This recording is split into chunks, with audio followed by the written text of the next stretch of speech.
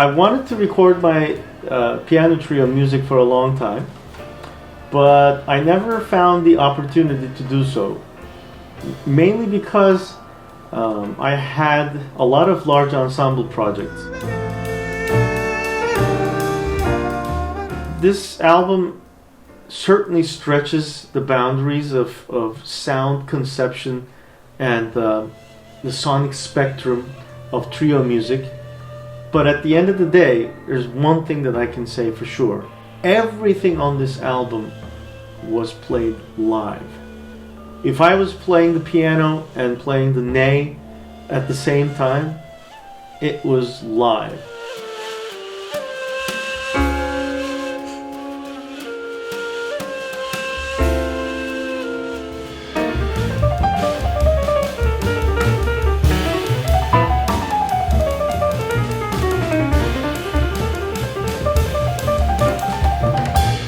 Of course, while I try to be respectful to the jazz trio tradition, I also have a lot of Turkish influences, but not all of the pieces have an equal amount of Turkish influence. A tune like The Seventh Day certainly has Turkish influences in it, but they're not very obvious.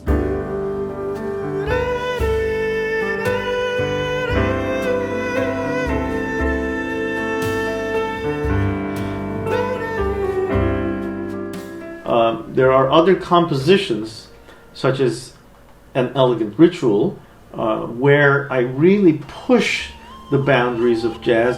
The whole thing also includes Southeast Asian gongs. I've been exposed to Indonesian gamelan music back when I was a student at NEC, and I've always had this idea of featuring gongs and Turkish music melodies in large rhythmic cycles, and somehow I was able to extend that into the jazz idiom.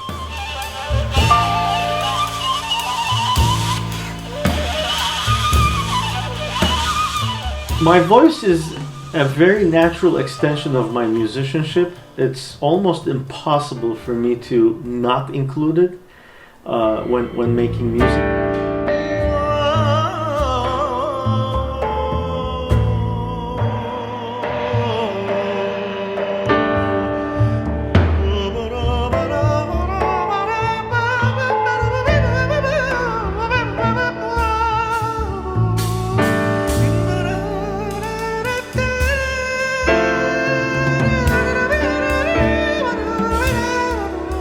Both George and James are really amazing partners.